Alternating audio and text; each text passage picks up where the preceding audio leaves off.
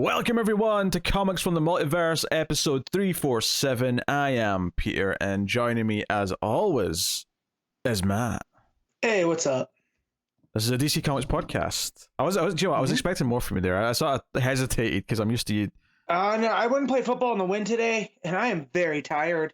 So yes, I'll probably be a little bit reined in today. My allergies, man. My eyes are itchy, my ears are itchy. So excellent. Anyway, this is a DC Comics podcast. We get together, we talk about the DC books we read this week. Coming up on this week's show, we have Adventures of Superman, John Kent, issue 1. We have Batman issue 133 and The Flash 794. Matt also read Poison Ivy 10 and Monkey Prince 12. And I have some Patreon books to talk about, so I'll be discussing American Vampire issue 30 and Batman and the Outsiders issue 1. So some classic books from very different eras to wrap out the week. Plus, there's very much so. Also some news to talk about, a surprising amount, honestly, as well. So yeah, we got stuff happening this week. We're kicking off March with some interesting stuff. Technically, last week's episode was in March, but that wasn't March books we were talking about. So I still consider this the first episode of March. I mean, these are week 1 books, right? Yeah, this is week 1 books. Yeah. Makes sense. So there you go. That's the plan. That's what we're going to do, and we'll get into everything. And you know how we always start, Matt, don't you? Yeah, with a bunch of banter about nonsensical things. Sometimes that comes after the thing we start with. Oh yeah, we have the other thing. The other thing. What's the other thing? Yeah. Is it one thing? Is it 10 things, perhaps? Sometimes you go beyond into the 18s. It's always time for a Comixology top 10, everyone. So we're going to look at the current rankings of the books as of right now on Comixology.com, which is basically, the Amazon Kindle section of the website. Yep. But we're going to have a look, and we'll see what the rankings is. So because they separate from Tuesday and Wednesday books, we'll look at DC's books from Tuesday first, and then we'll look at the rest of the industry on Wednesday. So what's your guess for the top selling DC book as of right now on Comixology, Matt? I'm gonna guess Batman 133. It's correct. I'm not going to give you much points for it though, because there's only 3 major mainline books this week. So yeah, I had a 1 in 3 chance. Yeah, because number 2 is Adventures of Superman, John Kent. Number 3 is The Flash. I feel like those were always going to be the top 3. Yep. Nothing else was even in contention. Number 4 is Teen Titans Robin, which is the graphic novel. Yeah, the Cami Garcia Piccolo book. They're getting a Starfire one, which I might check out. I like Piccolo's art style a lot. So yeah, it's pretty cool. That one of these, because even though it's not a heavy week for big books, the fact that it's still outsold on Comixology other single issues, it's notable enough. Number 5 is Batman and the Joker: The Deadly Duo. It's the Mark Silvestri book. Yeah. Number 6 is the Flash 1 Minute War special, which that's cool. Yeah, so that's the collection of the first 3 issues of the arc. And then number 7 is The Joker, The Man Who Stopped Laughing. It's interesting to me that these Joker books aren't ranking that high. I feel like there's a time when they would have, just because it's called Joker. But I guess the it probably doesn't help if they are $6.99 or they're $5.99 too. So true. People might be trade rating, Yeah, very possibly. Number 8 is Static issue 2. Number 9 is Poison Ivy issue 10. And then number 10 is actually a collection. It is Nice House in the Lake Volume 2. Squeaking in there at number 10. So nice. Yeah, that's how things are looking. Yeah, Monkey Prince just missing out in the top 10. And then after that it's just trades. World's Finest Volume 1 and Batgirls Volume 2 specifically. So there you go. That's particularly exciting week because there wasn't a lot of books out for DC. But nice to see, nice to see some things doing okay, I suppose. Wednesday's books, the rest of the industry. Do you have a guess for number 1? I'm gonna guess X-Men 20. That is incorrect. Oh my goodness, my formula is wrong. Then is it Amazing Spider-Man 21? Number 1 is Nightcrawlers issue 2.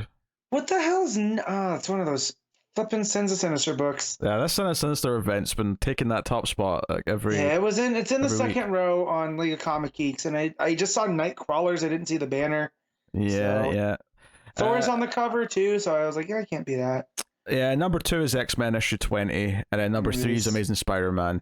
So, jeez, yeah, they're there. Those X-Men tie-in books are like just a license to print money for these or for Marvel. Yeah, yeah. Number 4 is Avengers issue 66. Mm-hmm. Number 5 is Moon Knight issue 21. 6 is Scarlet Witch issue 3. Didn't realize it was Orlando doing a Scarlet Witch book, but there that is. Number 7 is Fantastic Four issue 5. And, that's a fun cover.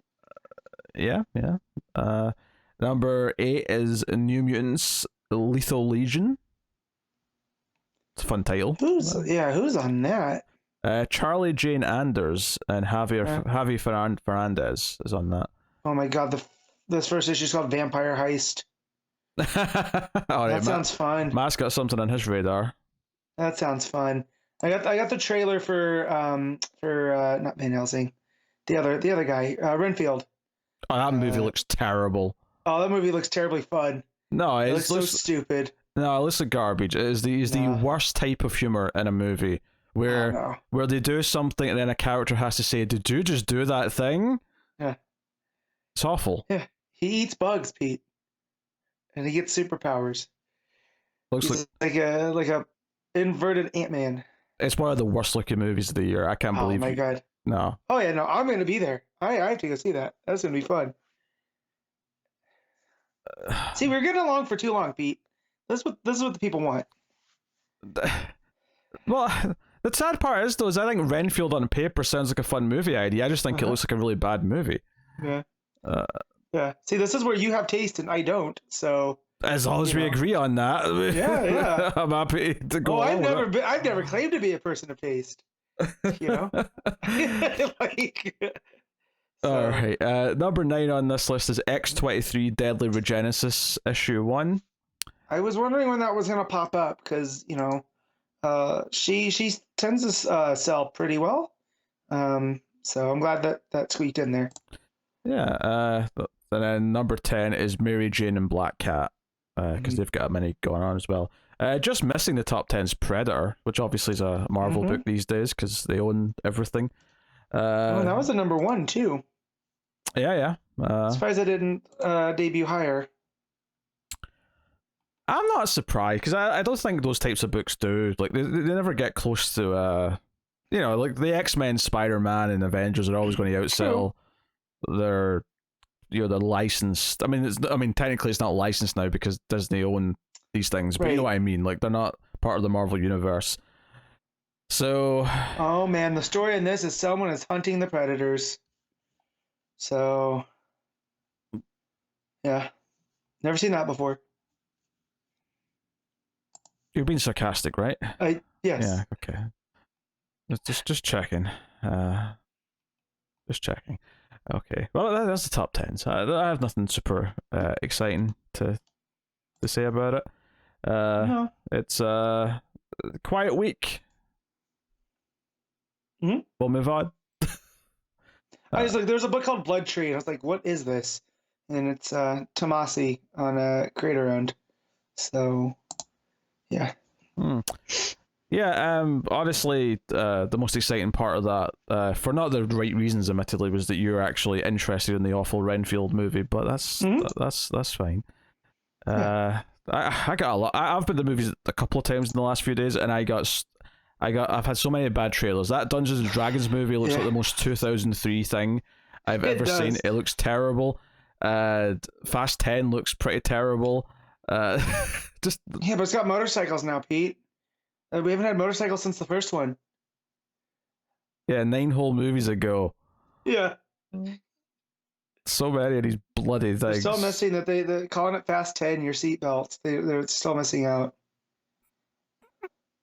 I had 2 trailers in a row starring Michelle Rodriguez. Like, what's happening? Why is 50 plus Michelle Rodriguez starring in multiple major motion pictures? Right, that's as weird. an action star, nonetheless. Very, very good odd. for her. Her agent's working. Right? Apparently. So yeah, don't know. Weird time. Anywho, we do have news to talk about. There's a few news things this week.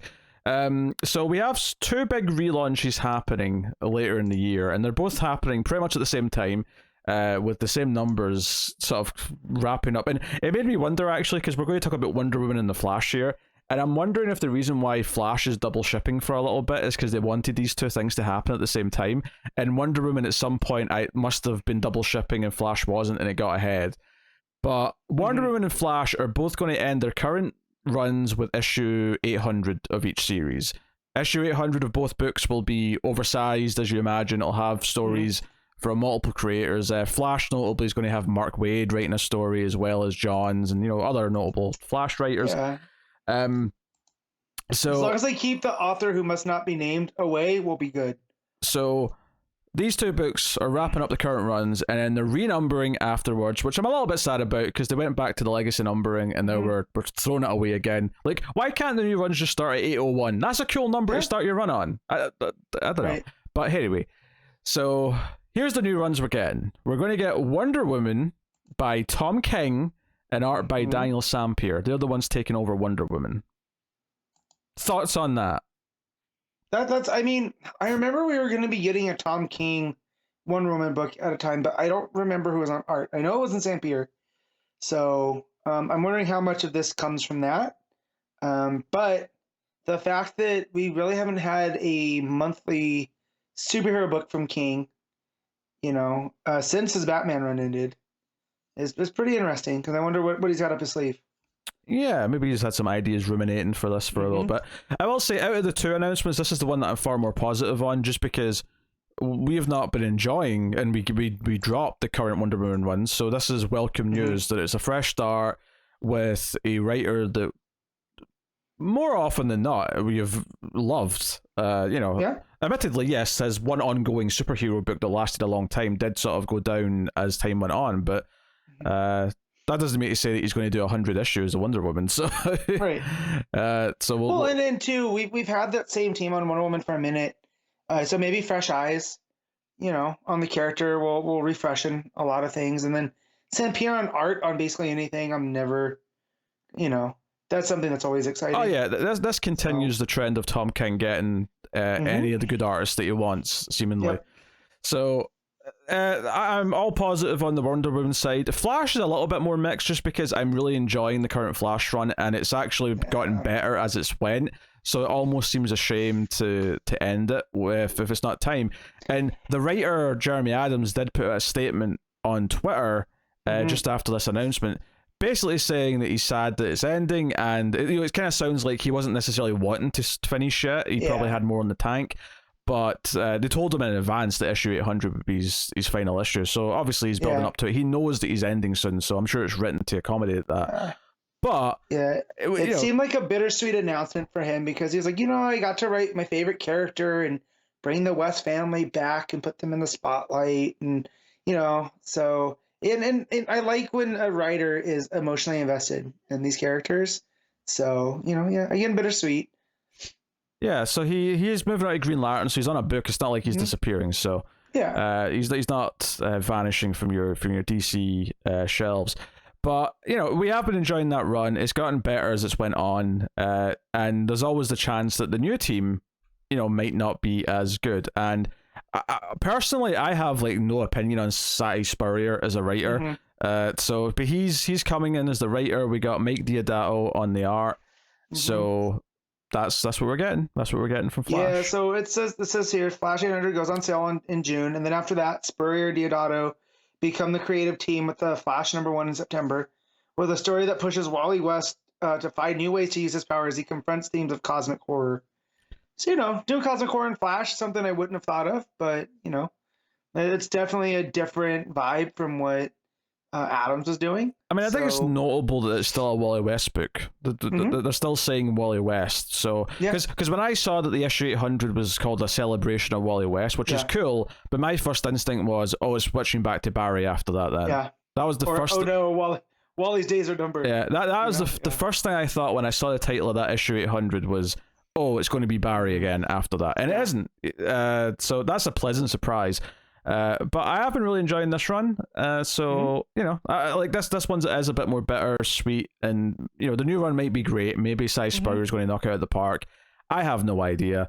But you know, we're taking something away that we know we like for something we might not like. So it's inherently a little bit, you know, squeakier than the Wonder Woman news, which is something we know we don't like is being taken away for something that could be great, which is a much better trade, obviously. Yeah, and also Adam's going to Green Lantern, bringing me back to Green Lantern, because he also has Zermanico doing the art there. So I think, you know, as much as I enjoy his Flash run, if we get equal amounts of, you know, creativity for Green Lantern, I'll be happy. Yeah. So, you know, Dawn of DC still going on. So yeah, September's when these new issue ones are seemingly going to be hitting. Which I guess the reason why we're getting these announcements is because the issue 800s are going to be solicited next, and that's why we're finding out about these now rather than a little bit down the line. So, and I think the reason for that, of course, is that both these new teams are going to have a story in the issue 800s, as tends to be the, you know, whenever they have like these anniversary issues, whoever the new writer is going to be, whether it be Bendis on Superman, where they had the big Action 1000, you know, he didn't write all of 1000, but they had a story in there that started the next run. Same thing with these. Both are going to have a teaser or a prologue, perhaps you might call them, for the runs going forward. So, yeah. And obviously, even though we've not been reading Wonder Woman, we will read the issue 800 because most of it will be other writers and part of it will be the setup of the new run. So, yeah. You know, so some more big Dawn of DC creative changes. But I mean, at the very least, you know, we're continuing both Wonder Woman and Flash books. That's nice to see. The other news coming out of this week, again, more eventful than I would have expected, to be honest, is that we've got 2 new books announced, and I'm not seeing any indication that they're miniseries here, meaning they're probably ongoings, even though both of them feel like they probably are only going to last 6 issues, but I mean, that's here. So there's 2 more books announced. We have Steelworks, which is going to be about both John Henry and Natasha, and this doesn't have a date yet, but presumably it'll be either September, October, or certainly by the end of the year. But the interesting thing here is the creative team on this. Michael Dorn is writing this, and if you're like, I recognize that name, but I can't think of what he's written, that's because he's not written a comic book before. Michael Dorn is the actor who plays Worf in Star Trek. So... And something that I did not know, he was the voice of Steel on Superman the Animated Series. Yeah, I don't think I knew that either. I think what's interesting about this is, I guess it's not entirely true because he did voice Steel on an animated show, but what I was thinking there is that this is interesting because this is relatively, well, it's an actor who's writing a comic. It's relatively not someone that he's as connected to, and I know he's voiced Steel in one of the cartoons, but this feels a bit more like maybe he just wants to write comics and he's getting into, I don't know, but he's on his own. He's not got a co-writer. So it's just him. And then we have, who's the art here? Where is it? Sam Basri. Sam Basri. I couldn't find it in the paragraph. But yeah, Sam Basri is on the art. So we got Steelworks as a front cover you can go check out if you go look at the article. And then the other book. Has he done any writing? I'm gonna check while you're covering this. Yeah, I don't know if he's done any writing before. And then the other book that's been announced is a Hawkgirl book. So it involves Hawkgirl moving to Metropolis after the Justice League split up, which obviously has been happening currently. Yeah, so this is coming from Jadzia Axelrod and art by Amanke Nihilpin. So I know Nihilpin's art, but I don't know this writer at all, so I have no idea if I should be excited for this, but I'll give it a try, obviously. Yeah. I mean, I like Hawkgirl. We haven't had a Hawk book since the Hawkman book went off from why am I drawing a blank? Venditti. So Curious to see where this one picks up. If we're gonna do Thanagari, and did it say if it's just gonna be Kendra? It's the current. Kendra. It's the current. She was. Okay. So as far as on Kendra, she moves to Metropolis following the breakup of the Justice League. So I literally just said that. Yes. Gotcha. I missed that because I was looking at Michael Dorn. The writer here did write a young adult graphic novel for DC. So this seems to be a case of that was like the door in, and now they're getting an actual regular comic book. So maybe DC were pleased with the graphic novel. So yeah, it's got a nice front cover. I'll say that. You got the H inside, kind of the morning star shape, and it's that's nice. Honestly, like two new teams on Flash and Wonder Woman, and then some books for some smaller characters. Like, this is kind of what you want out of a line. You want the bigger titles, but you also want some of the smaller characters to get a chance of maybe having a good run or hitting it big. Will either of these books be that? I don't know. We'll find out when we read them. But yeah. I mean, anytime these characters get a chance to have their own book, I get excited because it's something different than what we've been getting. So and with Axelrod, I can't find anything so far. So it's a relatively unknown, at least to us. So that means there's all sorts of potential. Oh yeah, could be great, could be bad. No idea. We'll just have to read it and find out. I think when it comes to these smaller characters getting books, is that I feel like I think that the greatest successes are a little further between, but it is great when it happens and it lands. So it's always worth because obviously they don't tend to get the superstar creative teams in the way that the big characters do. So it's a bit more of a crapshoot typically. But I like these. I mean, neither of the characters are my favorites, but like I like both characters, so I hope I hope they're good. Well, I mean, we're getting a lot of Steel too with him as a supporting character in action, right? So now he's gonna get his own book with Natasha. That's pretty cool. So,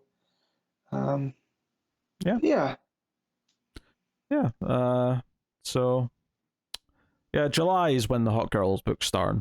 Just FYI, which I assume is our next solicits period, which I guess seems about right. I guess means. Yeah, never mind. Just having a passing thought. But there you go. That is the news of the week. Some interesting stuff coming later in the year. Summer into early autumn. So cool. We also got some non-comic book specific DC news for other things. One which is a pleasant surprise is that Batman Caped Crusader, the animated series, which was in the works at HBO Max and then Max kind of dumped it, has actually been picked up for 2 seasons at Amazon. So this is the old school looking Batman animated series. It's got some of the names from the old Batman animated series involved, including Tim and things like that. So yeah, this was just a pleasant surprise. Obviously, there's a bit of a bittersweetness to this because Kevin Conroy's passed away, so it can't be him now, which is a shame. But this felt like it would have been insane to lose. You got Bruce Timm working on this. It was being produced by J.J. Abrams and Matt Reeves. So getting a 2 season straight to series order is obviously just good news. For sure. So I'm intrigued to see what this is. When it hits, but so quality animated stuff is nice to see. So that was the one bit of news, and then the other thing that is worth mentioning, we talked about the reveal of Suicide Squad last week or 2 weeks ago, whatever that happened. The news has come this week that it has been delayed. It's still expected this year, but they've pushed it from its May release date. This is amusing because if it's still coming this year, if that's still true, they can't really change anything that people were upset about really meaningfully. Like maybe they can take away the fact that you have to spend money on things, potentially. But the game still designed around the idea that you were going to do it that way, so it's still going to be shit to play. It's still not going to play like a proper single player game. So this can't be fixed. It's slightly just to polish it, but like everyone knows there was a backlash to this. Everyone was disappointed by what this was. But sadly, I think this is just delaying the inevitable. I think this is them just delaying the bad reception that it's going to get when it comes out. Maybe if they forget about the bad reception, we can just, shadow release it. Yeah, I think it's just doomed to, just be this thing no one likes when it comes out. Yeah, I did see this week people that love the Suicide Squad just as a concept are like, that's not Suicide Squad. That's not a Suicide Squad game I want to play. So, well, yeah, it's just a shooter. They all just have guns and shoot, and this is something that they do as well. Is like Captain Boomerang, for some reason, for gameplay reasons, like has got something of the flashes, so he can do. He's got he doesn't have just super speed, but he's got a move where he sort of speeds around, and it's like that's something that Captain Boomerang's never done. You've just written in a reason for him to have speed powers. Yeah. If that's Owen and he can throw it with a bit of the Speed Force, then yes. But Digger can't do that. Yeah, they all play the same way, but the looks of it, they all shoot. Harley's got a grapple. Killer Shark can jump like he's Golden Age Superman. Breaching out of water, Air Jaws style. Yeah, Deadshot's got a drone thing that he attaches to or something. I don't know. They're you would think they would consult comic book fans or people that would know and be like, yeah, Deadshot has a specialty where you always hit or something. It's not always critical. I don't know. Something that plays with the accuracy. Yeah, I don't think it's that they didn't know. I think this is just that they wanted to make they didn't want any character to feel like they were missing out, so they all ended up just having a reason to have similar movement abilities and similar it's the only one who should be firing guns is Deadshot. The other three should all be doing other completely different things. Harley should be a melee specialist that hits people with her mallet, right? Yes. King Shark should be a tank. Yeah. And then Boomerang should be a Boomerang, obviously. Guy. Yeah. I don't know. It's just a bunch of nonsense. Anyway, so that's been delayed. Although they didn't actually give a date they just said it's still coming this year. Do you believe that? I don't know. The fact there's still 7 months in this year, so anytime. Yeah, but sometimes when they don't announce a date when it's only half a year, it usually means that that may end up being longer than that. It may end up being because they did the same with Starfield, where it was Meta came out in November and then it got delayed, and it was it's probably spring, and then just this week they've officially said it's coming out in September. So it's basically it's almost a full year from its original date. It wouldn't surprise me if Suicide Squad ended up being similar to that, but I guess we can get into the books then if you're feeling frisky about it. I don't know why I picked frisky. I don't know. I just looked for a word. I don't know either, but I was just going to point it out and just let you keep going. You decided to show up for yourself. So I don't know. My brain's running ahead of my mouth, or my mouth's running ahead of my brain today, I guess. Is the way I put it. Welcome to being me. Yeah. Yeah, but you're used to it. You do that every day. I'm just. True. It's not even I'm tired. I'm not sleep deprived. Yeah. I had a decent sleep today, but whatever. It's good. It's just we're in Loopy Pete for some reason territory today. All right. Adventures of Superman, John Kent, issue 1. Tom Taylor writing with Clayton Henry on the art. So this is our new John Kent Superman book. Is a 6-issue miniseries written by Tom Taylor, as I said, and.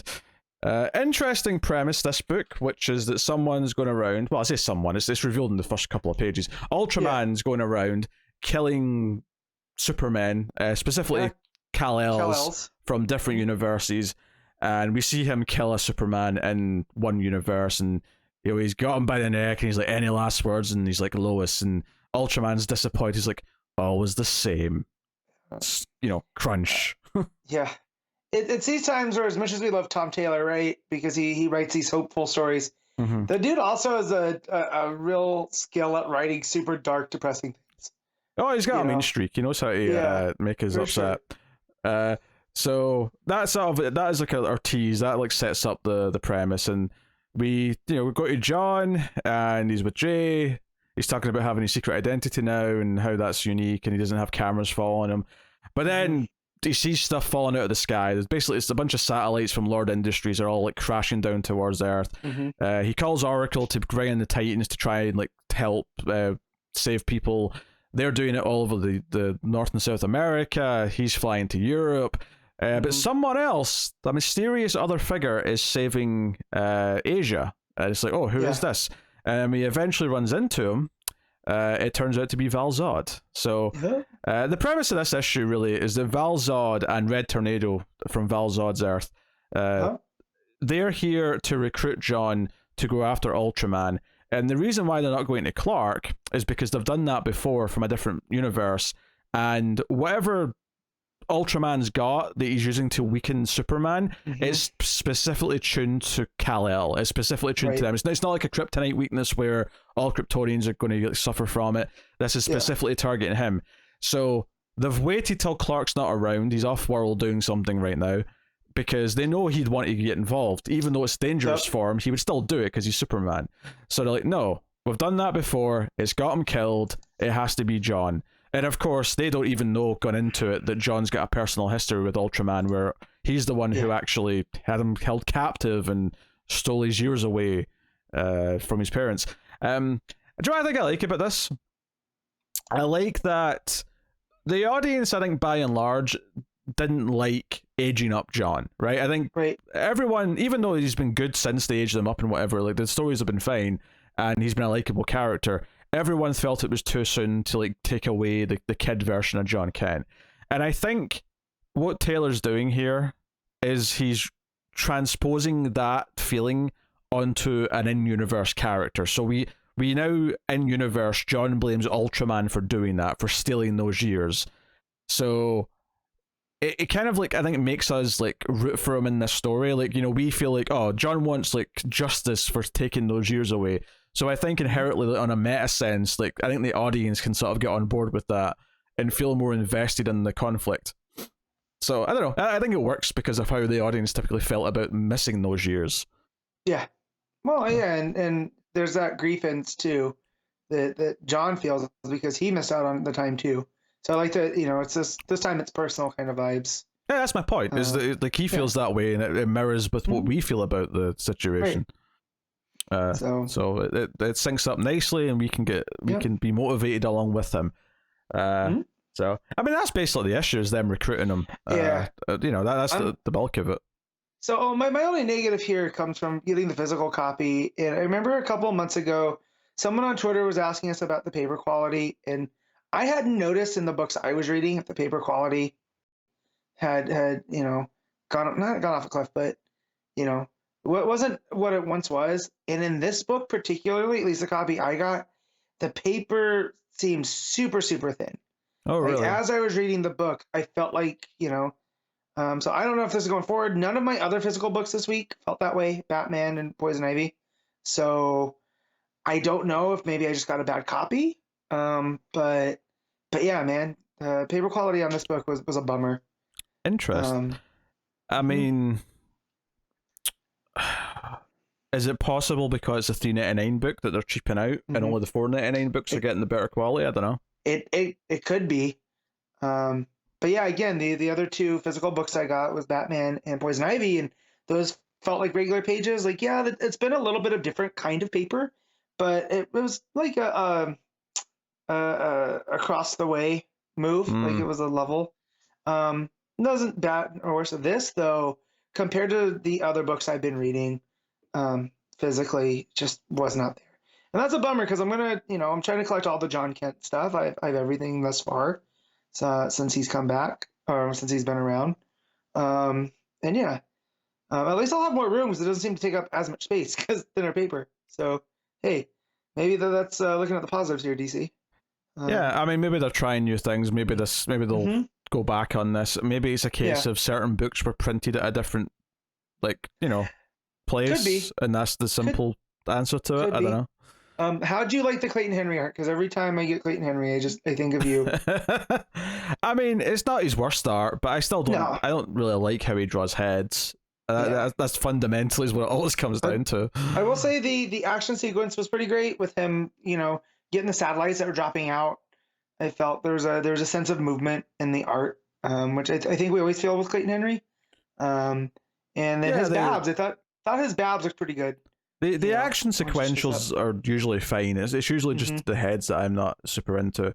Yeah. But yeah, I mean, obviously once he's introduced to Val-Zod, they all go back to the Kent farm. Lois is there, and you know, when Lois is getting kind of upset that they want John, the big reveal at the end of the issue, the cliffhanger we leave on, is that the red tornado from Val-Zod's Earth, and this is something that maybe people who read Earth 2 and all that stuff that Taylor was involved in back in the day might have known this, but I didn't know this. So it was a, you know, when she dropped that line, you know, because she says something like, you know, I lost, you know, my Clark. Yeah, my Clark.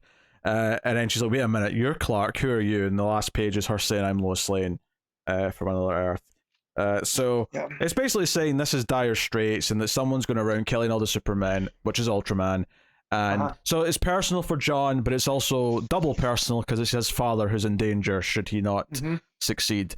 And obviously this story is called Countdown to Injustice, and we know that the Injustice universe is going to play into this, which makes me think that Ultraman's going to go and maybe try and kill that Superman and maybe bite off more than you can chew. You can chew, because that's a Superman that doesn't play. Yeah. You know? Alternatively, maybe he goes to that universe and goes, wait a minute, I like this Superman. Do you want to team up? But I just feel like that Superman is like this lawful evil version. Yeah, you know, that he's not going to take that kind of shenanigans from Ultraman.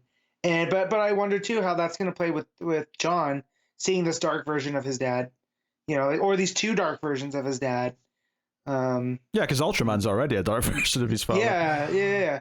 But you know, because that was a Superman molded by the loss of Lois. So yeah, which always cracks me up though, just because again, this is just on the table here, but like Injustice Superman's going to talk to Red Tornado Lois, right? And he's going to meet a Lois who's lost her Clark, and we're going to get that conversation. There's no way they don't do that. Now that they've introduced a Lois who's lost Superman, there's no way that Lois does not talk to the Superman who lost a Lois. It's too easy. And I remember her becoming Red Tornado, but I don't remember the how and the why. But I do remember she was mentoring Val-Zod. You know, and that was all the Tom Taylor stuff. Because I mean, that was the first time I was exposed to Tom Taylor, was in those pages, because I think James Robinson was writing Earth 2, and then he fell off at like issue 10 or 11, and then Tom Taylor had taken over. I'm like, oh, who's this new young writer writing this, you know, multiverse book? And again, nothing was bad about it. It was just different. But yeah, so, and then he went on to write Injustice, and that was kind of his thing. So I feel like also this is a nice come around for Tom Taylor. You know? Oh yeah, this is him dipping back into everything he started with at DC. Yeah. As he feels like he's like paving his new like grand opus with Nightwing and Titans, you know. Yeah. So, but yeah, I like this. I like the motivation for John with the Ultraman stuff, but also with Val-Zod coming and being like, yeah, we can't ask Clark to do this because, you know, he'll play right into the hand. So we need you. And you know, just I love multiversal shenanigans. Yeah, I like that Lois like as soon as he said that, she was like, "You've asked a Clark before, haven't you?" And like, yeah, we got him killed because he tried to help and he got killed. So I actually really liked that this issue didn't try and overstretch itself. I liked that it was just the recruiting. It was, you know, there was a crisis. We build up to whoever the mystery person is. It turns out to be Val-Zod, and then it's just about okay, this is what's happening. This is why I'm here. And this is what we're recruiting John for. There is also a small moment as well where John's like electric powers kind of like kick in. Yeah. He's not quite sure still what's going on with them, and honestly, neither are we. We know the Lazarus just has got something to do with it, but you know, we'll see where that goes. But that may also be key to, of course, defeating Ultraman and co. There's those extra powers that make pop up. Could be the edge that he needs, you know, because he hasn't factored in that, you know, to the Kryptonian physiology. So yeah, I quite like this issue. Like, I wasn't in love with the art. Like, I think the art's, you know, just fine because I don't really like the heads. But I think I like the pacing of it. I like that this issue made it clear what the stakes were. It sold me on what Ultraman was doing. Having the little prologue scene with him killing a Superman, I thought was perfect. And then also adding in the personal touch of like John's own history with Ultraman by the end. You know, and I thought the reveal at the end was good too, especially as someone who never really read much of the Earth 2 stuff. Yeah. You know, that was a genuine surprise. It was like, oh shit, okay. So yeah, that was a good first issue. I'm into what it's doing. Yeah, I ain't nothing to add. We're all right, well, okay, in that case, rate the book, Matt. I'm gonna go 7.5.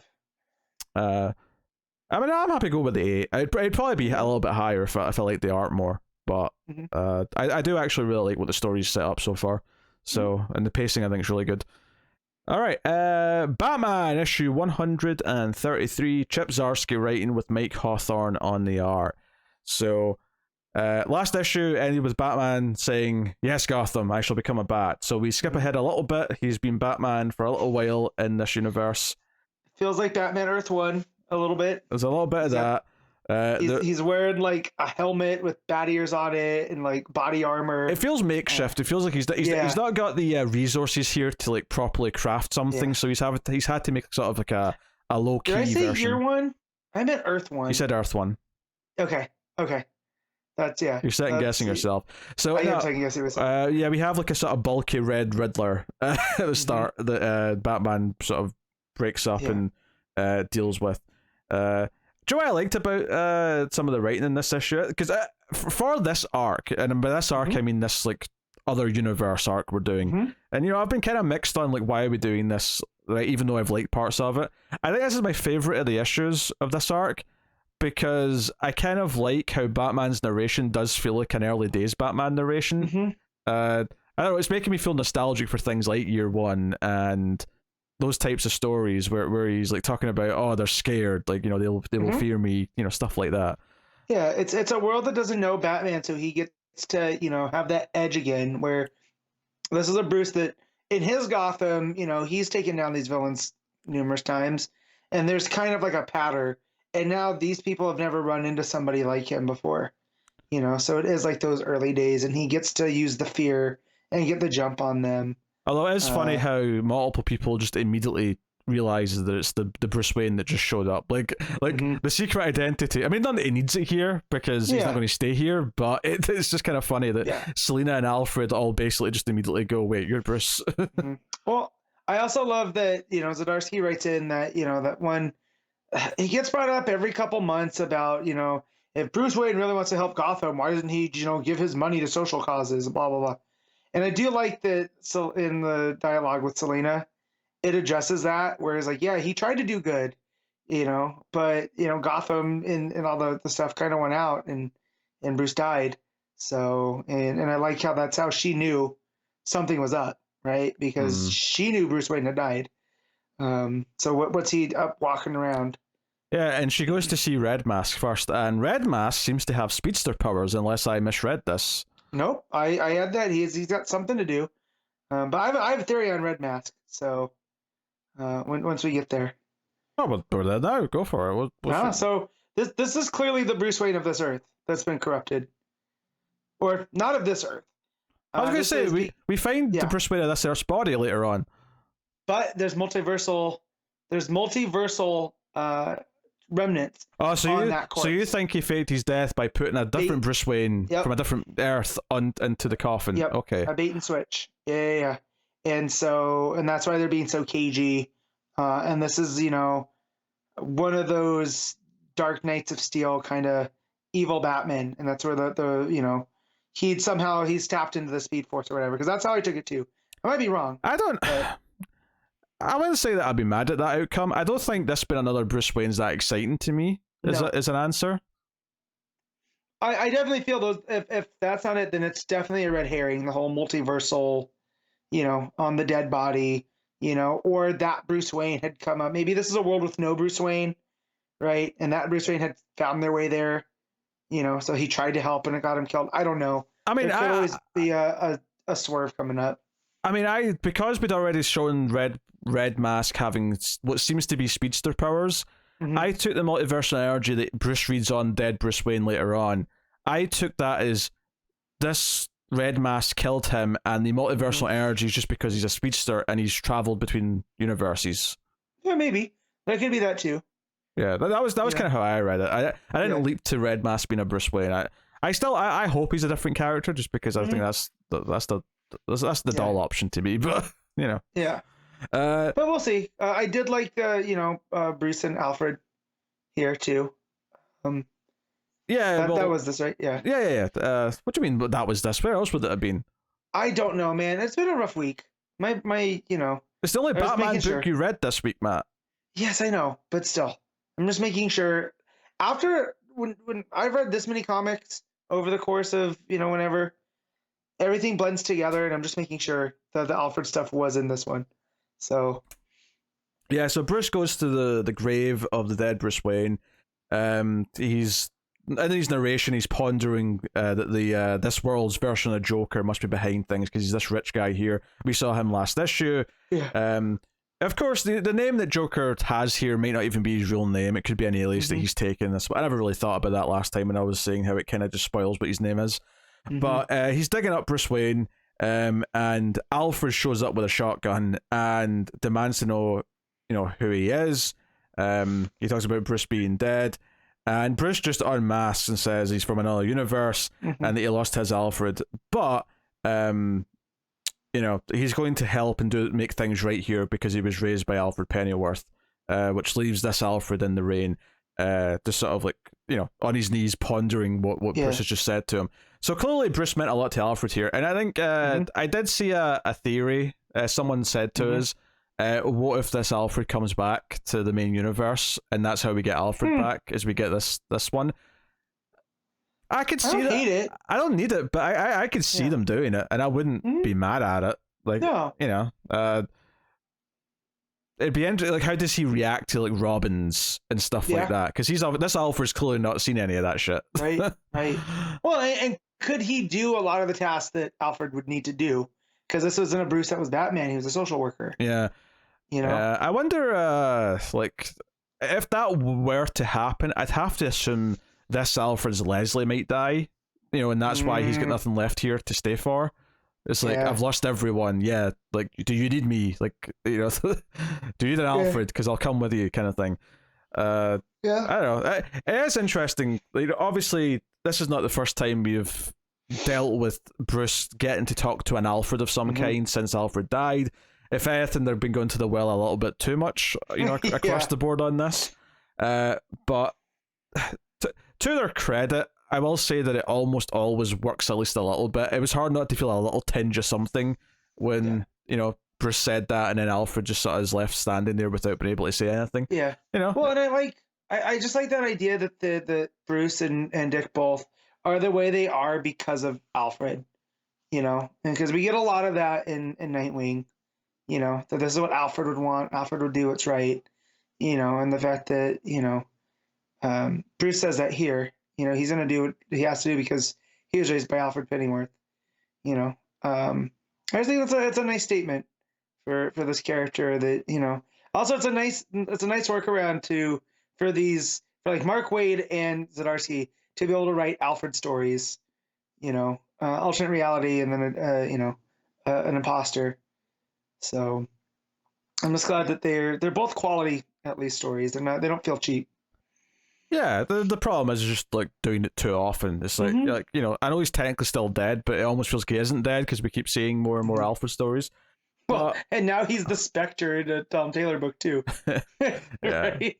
Well, yeah, but that was already ongoing before.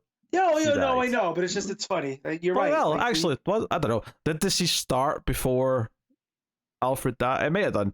Even if it didn't really matter because it was an Elseworld, so whatever. But right. I'm just saying we have gotten a lot of Alfred in the last couple months. Yeah. Now I think about it. Yeah, I had more Alfred in the last couple of months than we did before he died. Yeah. Sure. So yeah, while he's scanning the body at the hospital, with his kind of roommate helping out, Harvey Dent, who's all venomized, shows up with the police to try and take him on, and we get a big fight scene. Before Selina shows up, and Bruce is all sort of internally struggling with do I trust her? She's not my Selina after all. Obviously she wants to kind of put a stop to Red Mask, seemingly, because she doesn't approve of like testing on children, which is a big contention, but a moment of contention for her earlier in the issue. But they did run across the rooftops, bringing back some memories. The big reveal at the end of this issue that the book ends on is that Arkham is no longer an asylum. In fact, we assumed it was. Batman assumed it was. But then when he brings it up in front of Selina, she kind of laughs at him effectively and says, no, like, that building's long gone. Arkham's like the Arkham Caves. It's all underneath the city. Like, the Arkham's like huge. And, so it's this huge underground facility. Yeah, I thought Resident Evil a little bit, right? With the underground lab. Sure. Yeah. Well, and that's also made me think that, Red Mask is Bruce. He went to the caves. Why else would he move the stuff underground like that? I mean, I'm not sold that it is a Bruce, but since you were already thinking that, I see why you're connecting those dots. Oh, but yeah, that whole stuff with Arkham being underground and all that was a nice little, turning, because you have all of the people living above ground, right, in that tower with who we think is the Joker, but all the stuff is going on beneath, so it's like they're distancing themselves even more from the people that need help, which it seems like this is what happens without Batman's influence in Gotham. So yeah, just it was a pretty decent story. Yeah, I probably like this issue, like I said, the most out of the three that we've had in this alternate universe. I think just because like all the setups out of the way, and now it's just straight to like business and actually getting to the point of some of it, which I think that's what made me so like frustrated when we started this, is that I'm just like, I've read so many alternate universe stories in comics that early stuff of the character discovering what's different is like, I'm almost just bored of it now, and I was just like, okay, can we get through this? It's rote at this point. Yeah. But I will say, I do love the idea of Judge Dent and him getting all venomed up and Bruce fighting him. He's like, oh, I know how to deal with this. He's not even Bane, because at least Bane is like this strategist and knows how to fight. Judge Dent's basically the Hulk, and he just hulks out, and Bruce is able to handle him. So I did like that. That was a fun little scene. I thought it was probably my least favorite part of the issues, because it was it's time for a big fight scene. There was no real build up to like Dent like coming form or anything like that, so it just kind of felt like we want a fight scene in the issue, so we'll have this Dent character that we've set up to just show up and have a big scene with him. So, but hey, no, I mean I enjoyed this more than the last couple, and like, as much as I'm still not sure I would have even decided to do this story, at least there's like good elements in it, and there's parts of it that are they're smart and well written. Yeah. Even if conceptually I'm not sure if it's something that I'd rather they were doing, to be honest. Yeah. But the backup story wraps up this toy box thing where Tim went to this like, I don't know, pocket universe or whatever it is. I am still so confused about this multiverse gun. This does nothing to clarify it, Zdarsky.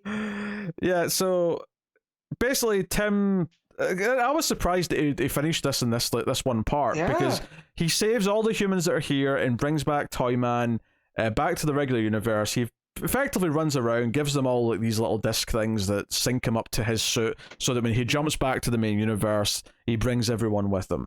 Right. So he dodges a couple of toy things. He finds Toyman Robot, who's trying to cut into another guy, and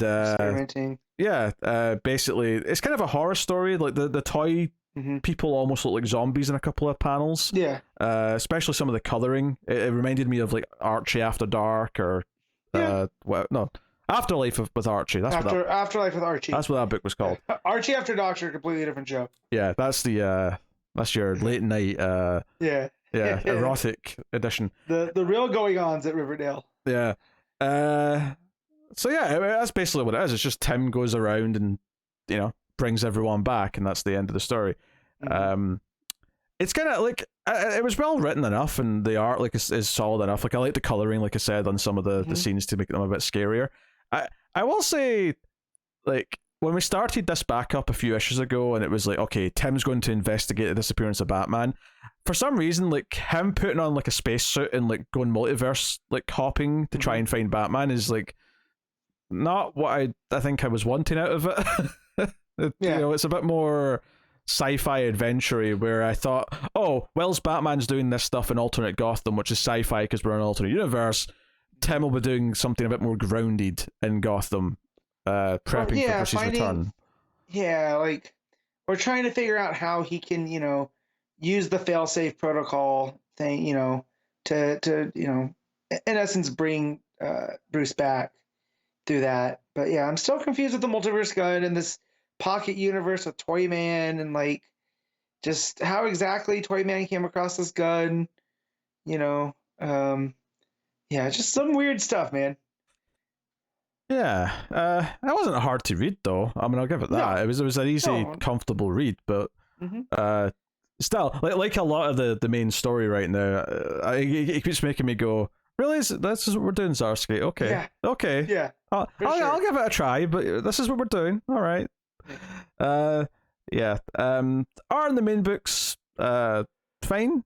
You know, main story. You know, I wouldn't say it's exceptional by any means. There's nothing that stuck out to me that much, but there's some nice moments. The action flows well enough. I do appreciate the more like old school Batman moments where he's just kind of in silhouette, or he's like hanging on a rooftop, and you know, like I think the kind of the harkening back to a simpler early days Batman story is kind of what I liked the most about it, and that was kind of reflected in the art and stuff as well. Yeah, I feel like that's where Hawthorne's art really comes together when he's playing with the shadows, and you know, Batman running in, you know, running interference with these guys, you know, genning up the whole fear aspect of it. So that worked out really well. Yeah, and the Riddler scene I thought was pretty interesting with the way that the art was drawn, because it made Riddler feel larger than life. You know, so it made him feel like this big threat. All the villains are bulkier in this universe for some reason. Yeah. But I guess maybe if Venom's getting, like, you know, handed around. Tossed out there. Or you got to remember they pumped the Scarecrow gas too. So yeah. You know, maybe. Yeah. So okay. Well, there you go. That's Batman. What are you rating it out of 10? I'll give it a 7. 7. Yeah.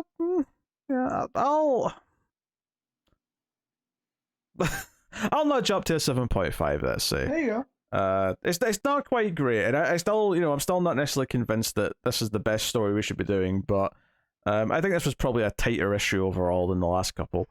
But you know, so there you go. The Flash 794, Jeremy Adams writing, Roger Cruz on the art. So next part of the 1 minute war, Wally just went up in a puff of smoke in the Flashmobile last issue. This issue gives Irie a chance to shine. This is her on her own.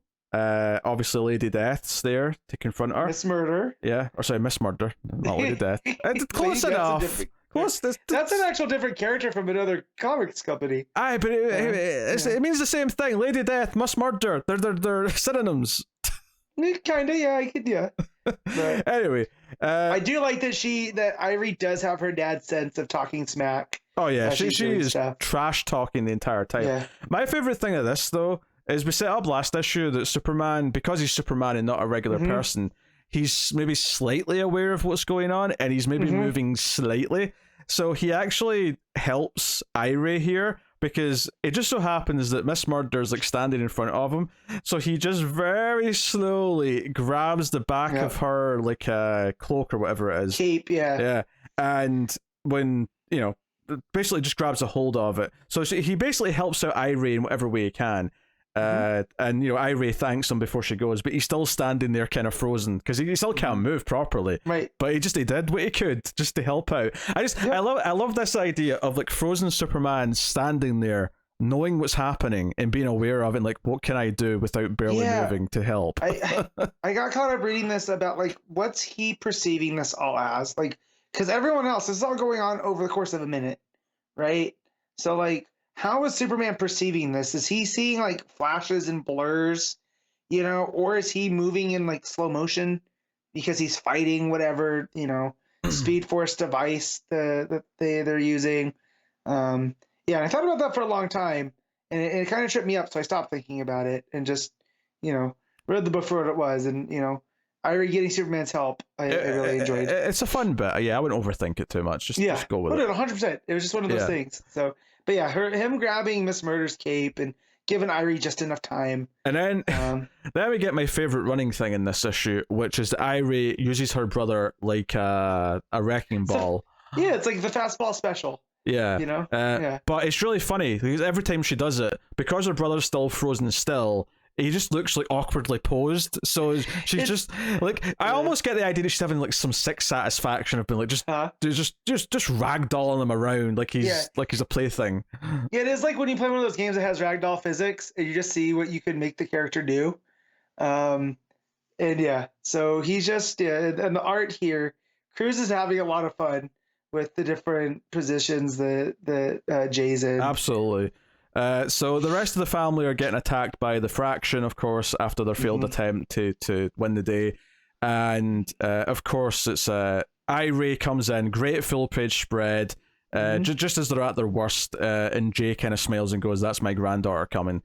And she's running, and she's got kind of her brother like trapped in like her lightning behind her. So she's dragging him like the tether. With her. And starts just throwing him around into all the bad guys. So we get a couple of fun action sequences here. And what's really sad, though, is that Irie does all this not knowing that her dad, as far as we know right now, is dead, right? Obviously, Barry later on, the cliffhanger of the issue is that Barry's got an idea that'll reverse everything that's happened, including, you assume, Iris as well. And everyone will be back, and that makes sense. But it's actually quite sad when she finds out. And like the panel of her hugging her mother, and they're both crying their eyes out. Her and Linda, that got me big, because it's really not a Flash, without some form of tragedy. So this is, I feel like, because Irie will remember this, she would assume, right? Because the Flashes tend to not, forget these timey-wimey type things. That's why I think it would be more dramatically interesting if she does remember. Yes, if in the future when her dad's going out to be the Flash, if she remembers, oh, you died, and I remember what it felt like when you died, even though it got reversed, that would mean, I think that would be a big deal for the character if she did. Well, because I was gonna say, because that's what Barry and Iris kind of feel like, that they feel these other lives, and you would feel that Iris would feel, or Irie would feel the same. So. I do love though that page where they are hugging Irie and Linda. It's the bottom of that page where you get like a bit of comic relief after the really sad moment where Linda looks up and just sees young Jay upside down in the wall and says, "Is that your brother?" As if like what the hell? Like that legitimately made me laugh. It was such a good pick me up after the really sad part. So really good stuff. Jay has been taken by the Fraction, though. Old Jay, that is, Jay Garrick. And he's being tortured, and he's just kind of like, fucking mess. Yeah, he's just like, is that all you got? It's very Indiana Jones. Pretty much, yeah. He's going full Indiana Jones, quite right. And this is where Barry is with the others, and he has his idea. He writes a bunch of formula up on the board, and he's like, he basically says, I think I've got a way to win, but not just win, but to also make sure this never happened in the first place. So that sets up maybe our win conditions for the rest of the arc. Yeah. And then we have Jay breaking free as he's about to be dissected by the Fraction's, I don't know, scientist. Yeah. Also, I do like that. So we've gotten a little, some of the soldiers in the Fraction and the main leader of this, we haven't seen the Queen or whatever. But I do like the, some of the aliens that are hanging out with the Fraction. I gave it a very big sci-fi, like a big sci-fi alien monster type stuff. Not that it was needed, but it's always welcome for me. So like the scientist that's going to cut into Jay, and, Jay is able to redirect the laser and get out of his cuffs by spitting his tooth at him. Yep. Should we point out? That's right. So. Yeah, so we end the issue with Jake seemingly going Die Hard with like going through their ship with a big rifle, a big alien rifle in his hand. I got a machine gun now. Ho ho ho. Yeah, that's basically the cliffhanger. He's his shirt's all ripped, and he looks rad as hell. Yeah. No, Also, we didn't talk that we finally got Irie's code name. and it's just okay. Yeah, I like it, but I'm predisposed. You know. So she, based off of some of the conversation, well, not conversation, the dialogue between her and Miss Murder, where she's talking about how they feel the thunder and everything, and there was also that vibe throughout of when Irie was coming. It's almost like they could feel it, and it's because of the amount of determination this girl has that she declares herself Thunderheart, which not at all is what I was guessing, but I give it points for creativity. So I'm not sure. I'm sure it'll grow on me. I'll get used to it. Yeah. But it's not really striking me as a great title right now. Yeah. But Well, I'm glad it just wasn't they just weren't going with like, because we have the Judy Garrick stuff as she's the Boom, so this feels kind of similar to that, but also feels like a name a little kid would pick, right? Like it's kind of a little bit much, and she is, I don't know how old she's meant to be, but she's a tween, you would think, like 10, 11. So, but yeah, I think it's fine. I think it fits her, and just the idea of her becoming Flash. It's only a temporary name, right? So she'll be Flash eventually. No, this was a good issue. This, like, I think 1 Minute Wars delivered quite well. It's been very quick paced. I think the double shipping was the right choice for it, because it's moving at a sort of, I think the pace for it's fitting that schedule quite nicely. No, I enjoyed this. I enjoyed that this gave Irie the spotlight for an issue, especially with that cliffhanger from last issue with Miss Murder showing up with Irie on her own. It felt right to have her not only have a big moment and like fighting back against her, but also getting to show up and be this, basically save the day with the rest of them. Was quite nice. And then having the emotional moment with her mother, I had all the bits and pieces that I think you want. And it seems like Jay's going to get his spotlight maybe next issue based on this ending. With him, breaking free and being alone inside the enemy like building or ship. And I wonder if that's going to give them the time that they need for Barry to execute this timey-wimey, go back and stop the faction from being able to invade. Oh yeah, whatever he's planning. Maybe there'll be a treadmill involved or so. I don't know, but yeah. Well, it also makes me wonder about Adams seeding that future stuff in that one shot that we got with Jay and Irie as the Flash, and it's like the second incursion of the fractions. I wonder if that's going to come back around, because they do the timey-wimey. It creates like this nexus, and we get like a big, huge Flash family, able to push them back. So, man, it just feels like Adams is having fun on this, and I'm enjoying the ride for sure.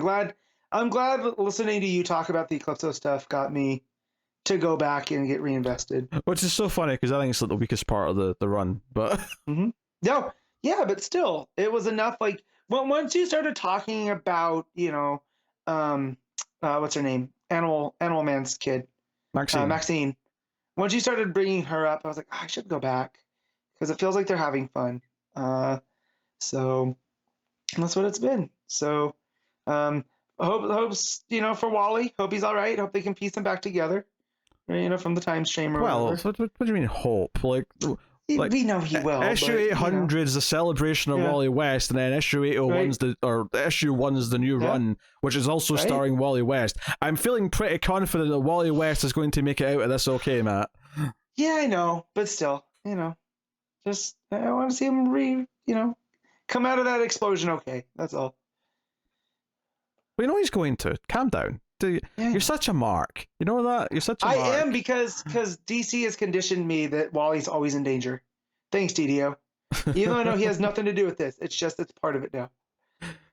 Oh dear. What are you rating the Flash 794, Matt? I'm giving this an 8.5. Yeah, I think I agree with that. I'm having a good time. I like these characters a lot. I like the focus on the supporting cast. I think it's a big part of comics that was missing for so long, that it's nice that it's really been embraced with a lot of the current runs. Flash being no exception. So, very good. All right. Poison Ivy, issue 10, WIllow Wilson with Marcio Takara on the art. That's all you, Matt. Take it away. Yeah, so in this issue, Pam and Janet, well, Pam decides that she's going to drive across country back to Gotham to go be with Harley because, Harley's her one true somebody. And Janet's like, well, wait, if you're driving, can I come with? Because, we're friends now. And would you mind, making a stop in California for this health and wellness retreat?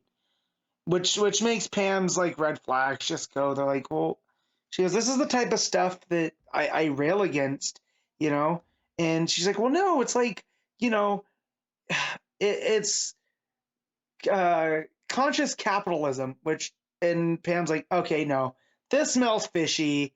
There's no version of this type of stuff is going to be okay for the earth. So Pam goes originally, like, she's going to go stop this lady. And so she agrees to go. And this wellness retreat is essentially, how familiar are you with Gwyneth Paltrow's company, Goop, there, Pete? I mean, not at all. I mean, honestly, the idea that she's got a company called Goop is quite shocking to me. Yes. Because I think of Goop, I think of ooze, I think of slime. Yeah, and that's kind of what's going on. So the lady that's definitely not Gwyneth Paltrow is Gwendolyn Caltrow. Well, before you tell me what's happening in the comic, what does Goop make? What are Goops? So Goop is this health and wellness lifestyle brand that, Gwyneth talks about all of the stuff that she does to keep herself healthy. And it's all of this like super expensive, essential oils, and you have to buy all the special stuff. And it's kind of like a mid-level marketing kind of thing. And there's no scientific basis for anything. It's essentially to make you feel like you're being like one with the earth by following this plan. It's all a bunch of hokum, but as what Pam's going to find out though too is like, yeah, it might be hokum, but it puts people in the right mentality to want to help, right? So they go, and this company is where's the name? It's something it's Gloop, GL with the and then an O with like the slash mark in it. So I don't know how that's pronounced. And as they're driving down the coast, they come across this ranch where they're doing outdoor yoga classes, and Pam's like, ugh, everything smells like patchouli oil. This is terrible. And when they pull in, this Gwendolyn lady is giving like a press conference, and how she's so excited that all these women can be here for this retreat. And, she's here, there's going to be a lifetime of making memories and healing. And then Pam realizes, she's like, well, this is annoying, but like, she has no ill will towards the earth. So maybe I was wrong. To when, Janet's like, isn't this what you like, Pam? Like, you want to save the earth? And she's like, yeah, but not like this. And so she's like, well, I'll just check it out. And as she's checking it out, something in the tree line catches her eyes, and it looks like Woodrew's hand. And she's like, oh, okay, of course, Woodrew's behind this. This is something he would do. This is just another one of his disciples. So she follows that, kind of creepiness to this barn. And when she gets in there, there's like this, not a lab, but almost like a greenhouse kind of thing set up where they're prepping fresh food from this ranch. And Pam's asking the ladies that are working, hey, did you see the tree man? And they're like, hey, man, what are you on? Because we haven't even started that portion of the thing yet.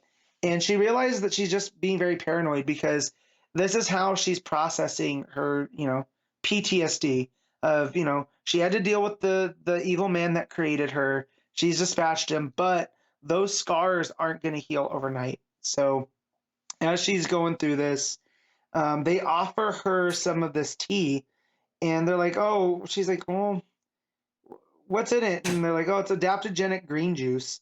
And it's got, maca powder and celery juice in a proprietary wild forage combination of mushrooms. And she's like, oh, okay, wild forage mushrooms. You got to be careful because one bad, if you pick the wrong one, you're in for a bad night. And they're like, oh, no, we're very careful.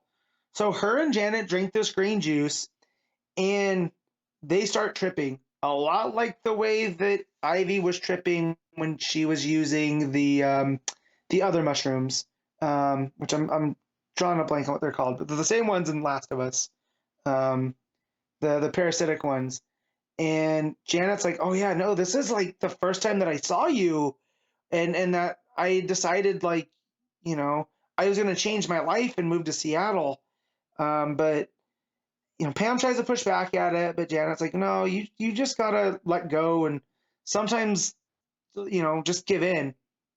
And as Pam's trying to go away, it starts to hit her, and Janet turns her around, and they start kissing. And Pam's like, "No, this isn't right." And like the mushroom elixir like takes over, and she ends up essentially in an orgy in this barn with all of these ladies. And she's talking about how she feels one with the earth for the first time in a while, and she's happy, and that like, oh, Harley would understand because Harley would want me to be happy. And so she's all, she's trying to rationalize all of this. um and Janet, even though she's feeling guilty, Janet's like, "Oh, so is this what it's like to be you? Is this how you experience everything?" And Ivy's like, "Yeah, well, kind of, but I still think you're pretty high. Like, you need to come down."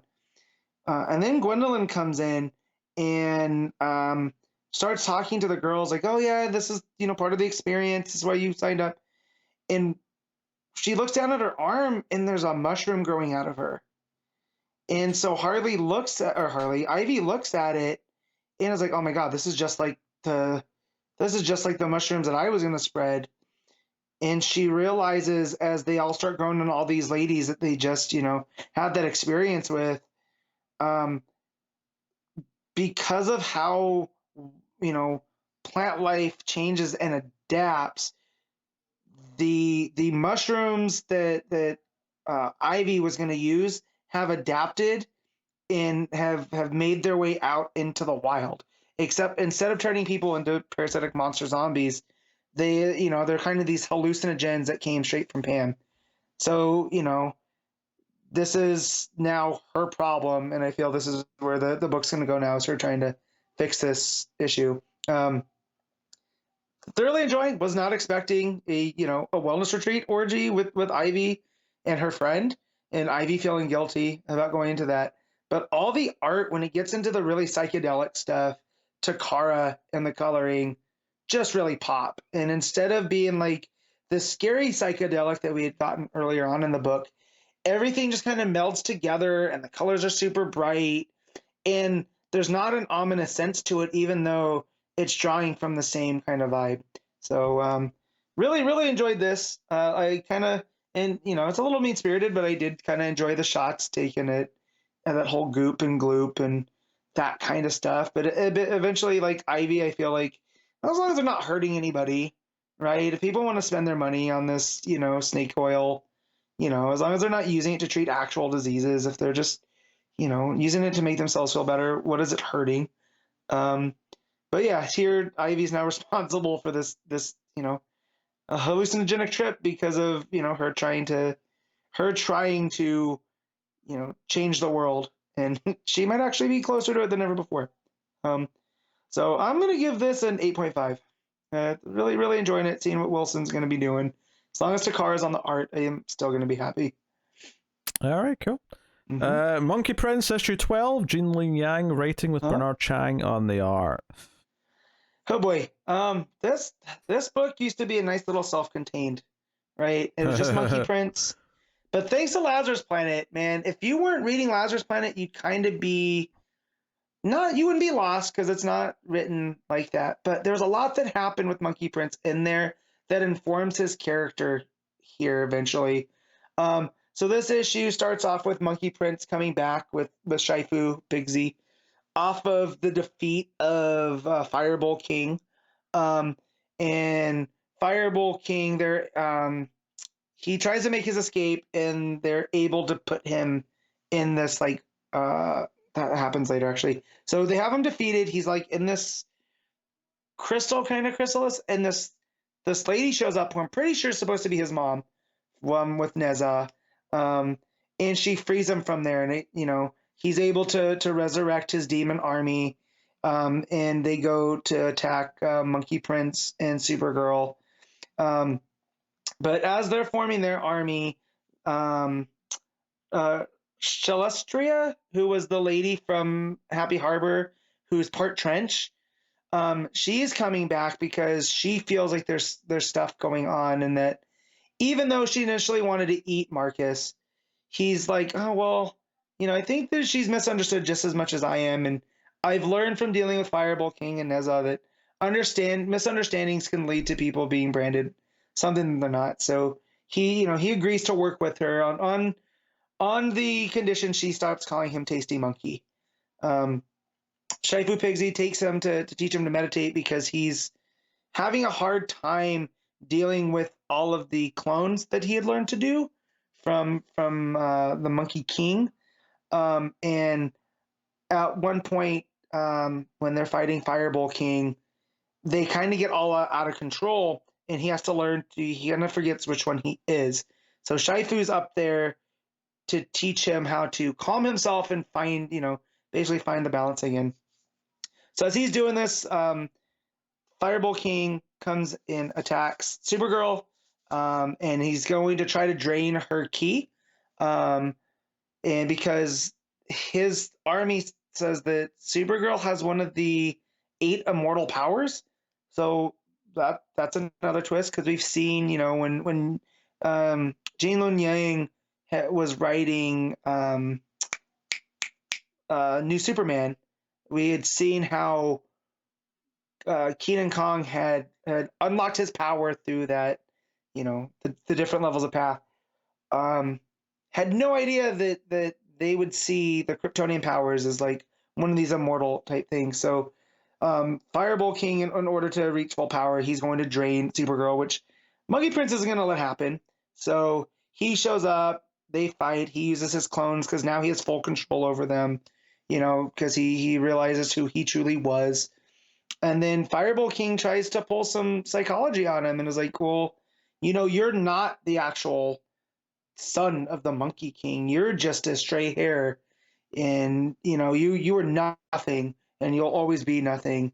And Marcus thinks back to his family and his mom and his dad and his earliest memory of being taken home. And even though his grandpa's the Ultra Humanite, it was a very caring environment, and that that he might have started as a hare, but the magic of the Monkey King and the Phantom Zone had formed him into this baby. And as essentially, even though he's not a biological son, he is the legacy of Monkey King. And with that realization, he's able to push through and help Supergirl. And, they fight back Fireball King. They defeat him. That's where Shaifu shows up with this orb. And they put Fireball King in there. As this lady is watching on and going, interesting.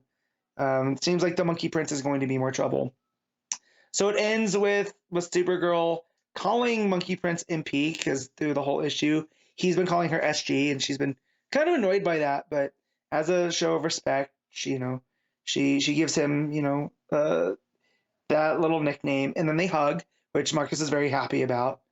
And then he goes home, and his mom has been healed by Grandpa through the Ultra Humanite science, and he realizes like this is just the start of his journey. Is that Mom and Dad are probably going to go back to henching because that's what they do, and Grandpa is this mega super villain, but those experiences are what made him, and he has his group of friends now. He has Supergirl, he has Shelly, the half Trent, and Shaifu Pigsy, and it ends with Marcus in a hopeful spot that he's not conquered his anxiety, but it's not as prevalent anymore, and that he's able to fully embrace who he is, warts and all. And then it says, not the end but the beginning, and it ends. So again, having read all of Lazarus Planet, you get a really informed view of Marcus. In this, I don't know, because I already had that information. I don't know how this would have read without having that information, because it does start to kind of jump around with the Fireball King, and we really didn't get him in the pages of Monkey Prince. up to this point. They kind of hinted at him, and he had his demon, his demon henchman with the penguin and in Happy Harbor and all that stuff. But yeah, real fun little book. I hope Yang gets more time. It didn't seem like it was selling, at least digitally, very well. So maybe this will be one of those books that gets like a one shot every so often. But just like New Superman, it's Yang playing in the sandbox that's, he's free to do what he wants and tell these type of stories. So I'm always there for that. And in fact, I would love to see Monkey Prince, meet up with the Justice League of China at some point, just to see how he plays off of them. Well, he's doing one of the new Asian characters, right? Yeah, I believe so. Later in the year. I think it's City. Is it City Boy or is that Greg Pak? I think that's Greg Pak's character. Okay. So that's the other one. It says something about my age. I mean, you said that he was calling Supergirl SP. When I hear SG. SG, yeah. I think you said SP, and the first thing I thought of when you said SP was Sharp Play on a VHS. Gotcha. Yeah, so he called her SG through the book, and so she replies by calling him MP, for Monkey Prince, and it's their fun little stuff. But yeah, a lot like how Keenan kind of endeared himself to the Super Family. It feels like that's how Yang's getting these characters in, is that they get the respect from the Super Family, which I like. It plays with that because these are all kind of magic-based characters, so they don't seem to fit in with the Kryptonians, but they work. So, but yeah, pretty fun little series. This issue, though, I'll give it a 7 out of 10. Okay. So every month on patreon.com/MailFuzzTV, you can make myself or Connor read a book if Connor's alive. I mean, who knows? Yeah. He's got no internet right now. He just moved house. I think he's getting his internet back in a couple of days' time, but he was offline for 2 weeks. So anyway, my first Patreon book that I'm talking about today is American Vampire issue 30. We found out last issue that I read that Skinner is actually behind some of the vampire coven that's going on. This issue is kind of a sad issue in which Skinner finally gets something he's wanted the entire time, and that is to have sex with Pearl.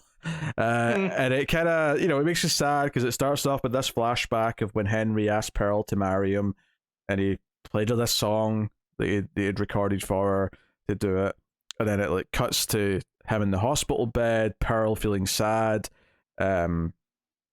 Calvin's there looking after him, and Pearl is so determined to go out and hunt down the rest of these vampires, these Hollywood producers that are hiding the vampires, that she doesn't stay there. And Calvin says, "Why don't I go instead? You've barely spent any time with Henry." And she's like, "No, I need to go out and find these guys." And I think what this issue is doing, and kind of what builds up to her making this sort of in the moment choice to have sex with Skinner, which comes at a kind of moment of weakness, is that Pearl her whole life or ever since she's been with Henry, has been fearing the day that he won't be there anymore, right? This idea that she wants to turn into a vampire and he's been saying no, and that one day he'll be gone and she'll still be there, is that I think that she doesn't like being there in the hospital bed with him because it's this horrible, the truth's coming soon, or this idea that his mortality is right in front of her, that he's at near his end, he might die, and she can't handle this. It's this thing she's been scared of all this time, so she's almost avoiding spending time with them in the hospital room by going and hunting the vampires and getting her rage out by doing that. So a lot of this issue, after this early opening scene setting this stuff up, is her and Skinner going to a house of a producer who Pearl points out was one of the producers on the movie that she was an extra in back in the first arc of the book. And this guy comes out on his balcony and just starts blasting bullets at them. He's got a machine gun, and very quickly they realize these are gold bullets, so they do hurt them. So her and Skinner are hiding. There's kind of a nice moment here where, basically Pearl says, this guy's acting like it's the Old West, and then Skinner just goes, "Oh, perfect," and he just walks out with his gun and just sort of shoots him. And it's basically just reminded everyone, yeah, Skinner was a villain in the Wild West before he became a vampire. This is kind of this is an old skill set that he had before, and he says that he still got it after he takes the guy out. So we get this big action sequence, and we get them. The guy does get away though. He runs to a boat, and they have to chase him to the boat. Pearl goes out of the boat and just starts ripping people to shreds. There's a great 2-page layout. All the coloring turns to orange and shades of orange and black.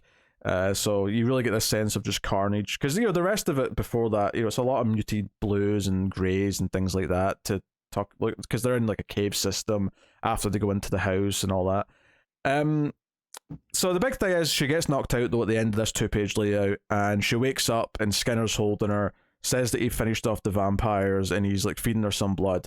And I think what the book's getting at here towards the end is that while she doesn't like Skinner very much, Skinner represents someone who's like her, who will never like die of mortality. He'll never get old and die, and she doesn't have to fear it the same way that she does with Henry. So like this moment of weakness kind of bubbles up where she's like, let's go and try and get killed whoever the next person is on the list, and he's like, look, you're still injured from the last one, maybe we should take the rest of the day off and go after the next person tomorrow. And she's determined to do it, and she's crying.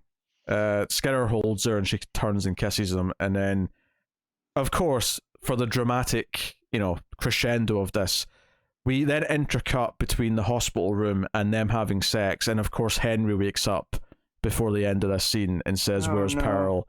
And the last page is him saying, where's Pearl? And Pearl's like butt-ass naked with Skinner at this rich guy's house.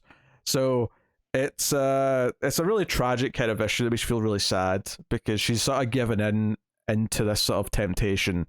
And I suspect that it is purely just because Skinner, like, he's the opposite of Henry. I think that's the appeal of him right now, is that Henry's someone that she's scared she's going to have to lose someday, even if he gets better right now. Because Henry's, he long made the decision that he didn't want to be turned into a vampire. And she's struggling to deal with that. So yeah, it's a really sad issue. It does crescendo kind of properly. It does feel like a big deal that after all this time, this is finally happening, because Skinner's like kind of been trying to be flirtatious with her for basically since issue 1. But Calvin's playing the song that was played when they got engaged for Henry, and that's when he wakes up. And it's a great page because it's like top half's Henry leaning up out of his hospital bed saying, where's Pearl? And the bottom half is just like, surrounded by red. It's just these two naked bodies. And you feel kind of awful about the whole thing. So it's a gut punch of an issue. You kind of feel like it's building to something sad. It feels like she does want to like stay away from Henry in the hospital room. And when I say hospital room, it's in the VM's headquarters, but it's still like it's a hospital room. Mm-hmm.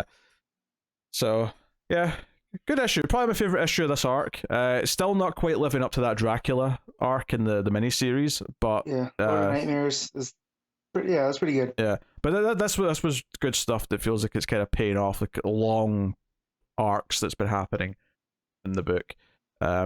So I'm not looking forward to Pearl's guilt next issue because she's going to feel guilty, and it's probably going to be very painful to read. So worth mentioning. But the issue, like, I feel like comics in general have this thing where they have to have an equal quota, or always get like the action scene in. And the action scene is a lot of fun.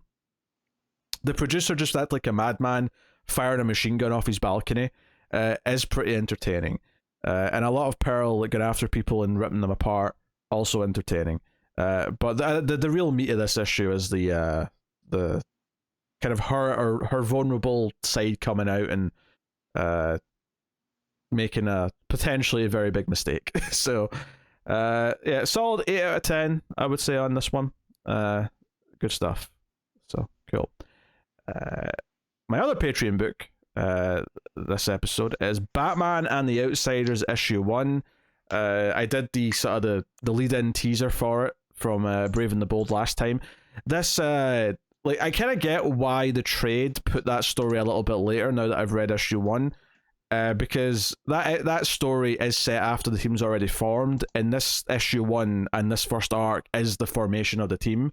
So I get that they were just sort of thinking, oh, we'll have it in chronological like storytelling order as opposed to the order it was released. But I still would have put it first because it's like how people read it at the time. But yeah, so Joe, I will say first off, I really enjoyed reading this because I haven't read enough comics from this time period really, and it does make me want to read more comics from this time period. You know, the Bronze Age into the post-crisis kind of period. This is from '83, right? Yeah, this is from that time frame. So Lucius is going off to Markovia for business stuff. Bruce is saying goodbye to him. And then Batman goes to deal with some villainy, whatnot, the usual stuff. But then when Batman gets back to the cave, he finds out that there's been some problem in Markovia, and Lucius Fox has been kidnapped, or he's went missing in Markovia. And immediately he's like, shit, like, assemble the League. So we go to the Watchtower in space, and, like, Flash is complaining, or sorry, I tell a lie. Green Arrow's complaining that Batman's late, even though he's the one that called the meeting. And when Batman gets there, he finds out that because like the international tensions are high with Markovia, and there's a lot of political stuff going on with it, the Justice League have agreed not to get involved with Markovia. And Batman's like, what? I never agreed to that. And honestly, Superman comes off a bit aggressive here, where he's like, the matter is closed, Batman. I said no member of the Justice League would interfere, and I gave my word. This is one of these little things that I notice when I read comics from this era, is that sometimes characters do sound a little bit off with like how they like get angry and stuff. Because this is the sort of like tone that I would never expect Superman to take any other time. But Batman basically says, all right, well in that case I resign. I'm not in the Justice League anymore. I hand in my badge. I'm going off to like save Lucius Fox. So yeah, Batman goes to Markovia, not on his own though. He actually, we find out quite quickly that he's brought Jefferson Pierce along to pretend to be Lucius Fox's brother, who's going to trade gold bars to get his brother back. That's their ruse. Bruce has gave him some gold bars, and he's going to go and buy Lucius Fox's freedom. But would you believe it? It's a comic book, so lots of antics get in the way as this plan's unfolding. But we get to meet Brian in that, and his brother Gregor. The father's sick and dying, and they're like, Gregor's going to be king. Brian wants to work with Jace the scientist because they mentioned Tara, which now I'm thinking about it, this would have been coming out alongside New Teen Titans. New Teen Titans would have been maybe a year or two old at this point, so they mentioned Tara when they're talking, like, hey, Tara's gone, but she had powers before she left. Brian wants his own powers, so he's determined, which he does get them. But at the end of this issue, he's been into a chamber, and Jace has flipped the switch, and he comes out, as Geoforce. He's not named himself yet. Maybe he'll just have his name next issue. I don't know. But so yeah, we get Jefferson's big ruse to try and get Lucius Fox back, and they seem to be going for it. But unfortunately for them, just as he's making these negotiations with who's the guy? What's his name? The guy who's in charge here. The general, whoever it is.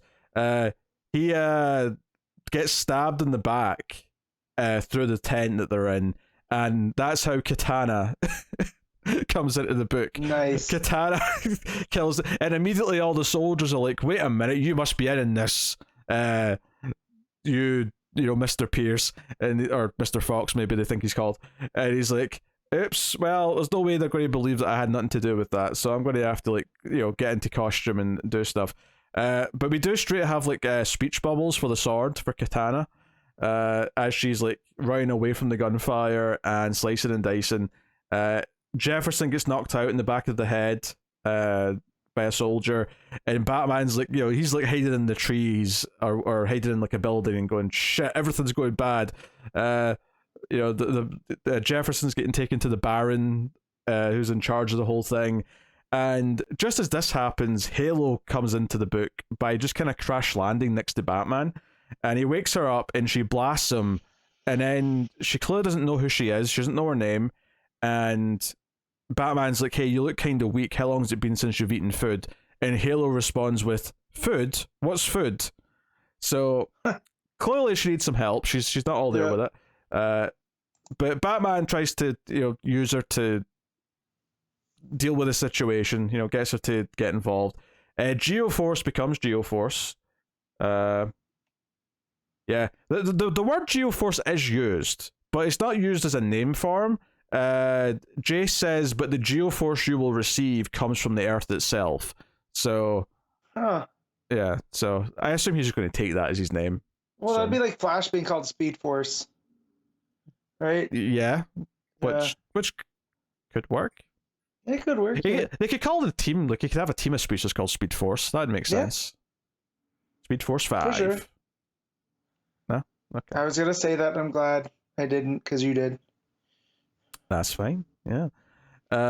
So, yes.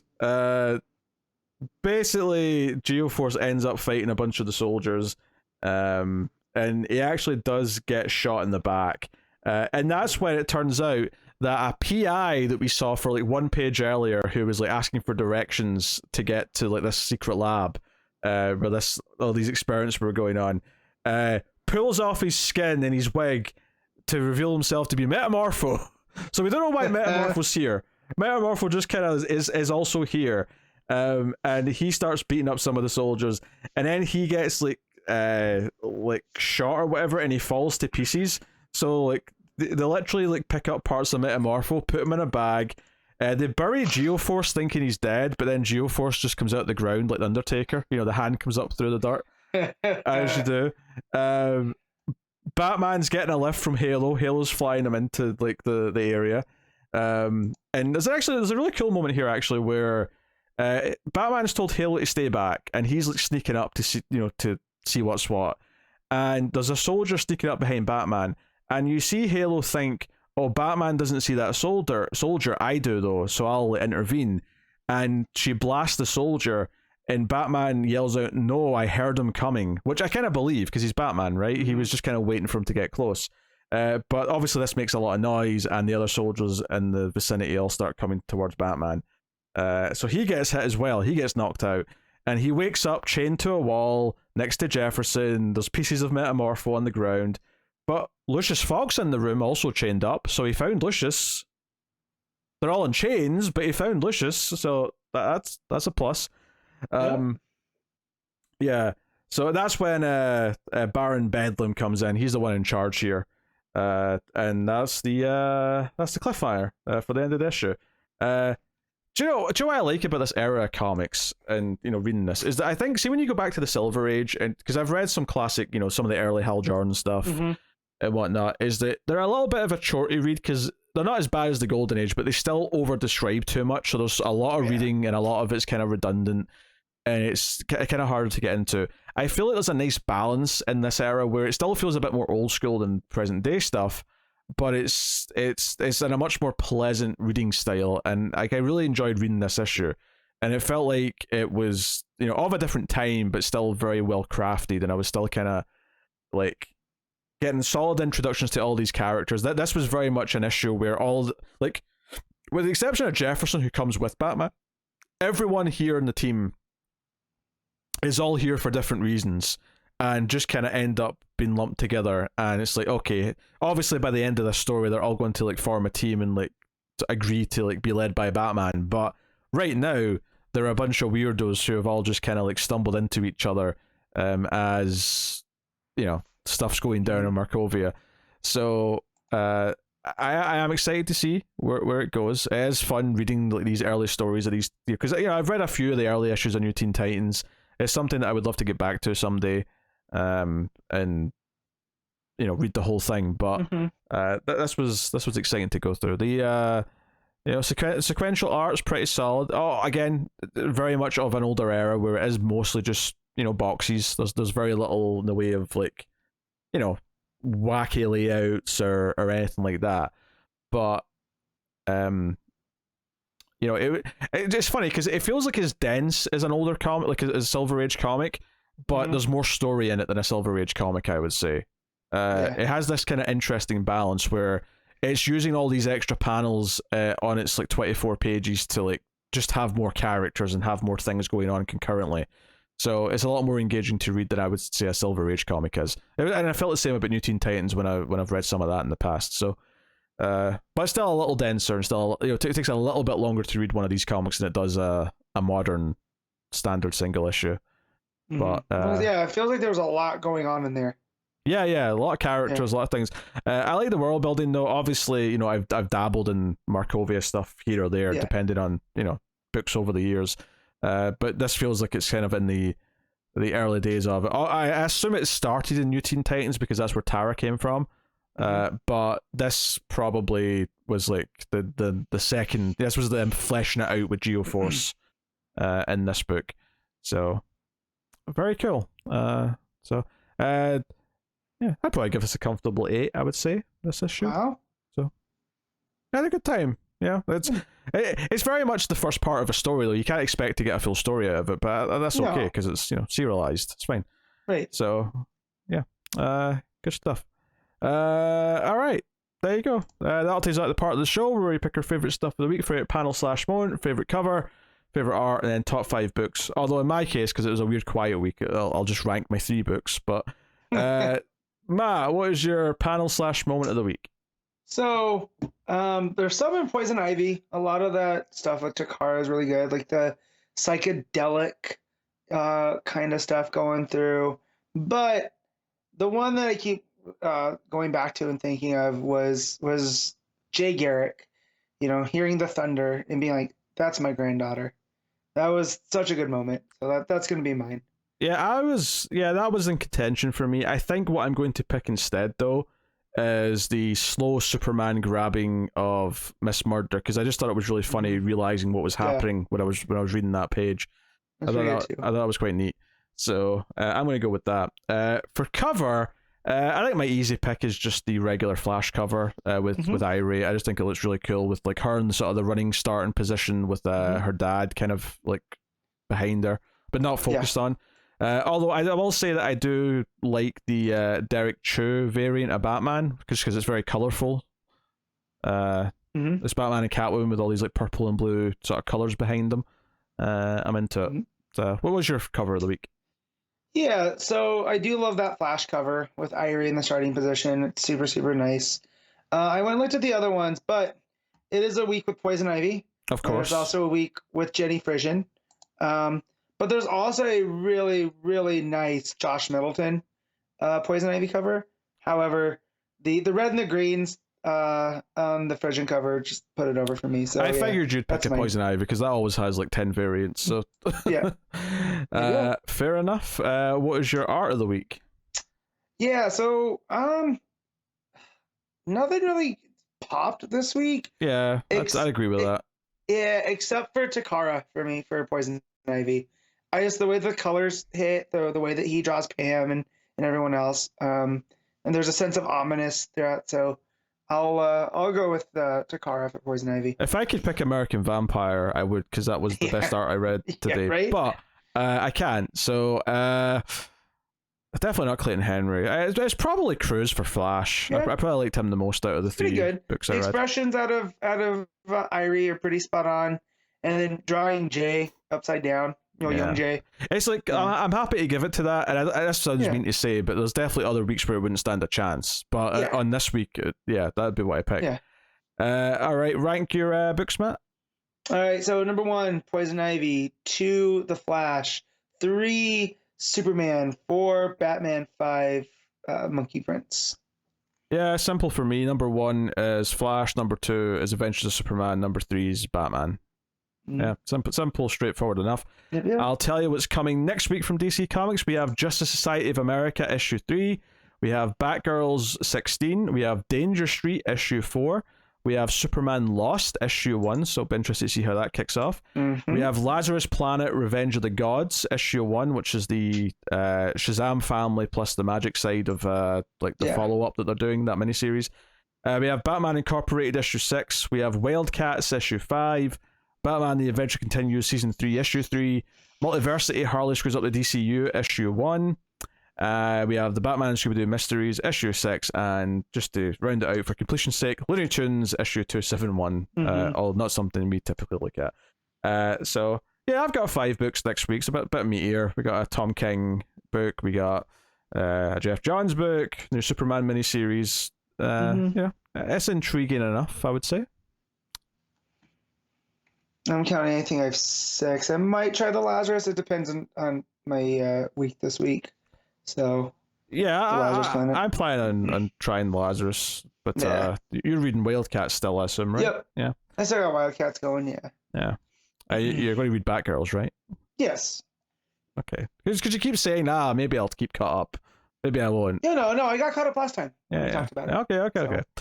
All right, well, that's the books that are coming next week. So that'll pretty much wrap up the show. I will take this time to thank our Patreon producers for the month. So thank you very much to Tyler Hess, Cindy Palacios, David Short, Boardnow, Christopher Moy, David Brown, and Al Tribesman. And of course, to all our patrons, thank you very much. You can, of course, support us over at patreon.com/MailFuzzTV and help keep the podcast coming, as well as all the other content that's made as part of MailFuzz Movies and MailFuzz TV. You get the podcast a little bit early if you support us at the $5 tier or above. So if that's of interest, go and have a look and see if you want to. But you can like, subscribe, ding the bell for notifications on YouTube, or rate the podcast on iTunes and give us 5 stars. All those things do help. As well, of course, just sharing it out with your comic book loving friends. Yes. All of it very heartwarming and welcoming was what I was trying to say there. So yeah, that pretty much does it though. That has been episode 347. We are actually eerily close to 350. So I think we're doing anything special for it, but it's a notable number. So yeah, be happy about it. So thank you very much once again for watching or listening. We always appreciate it. Keep reading comics, and remember to never get lost in the Speed Force.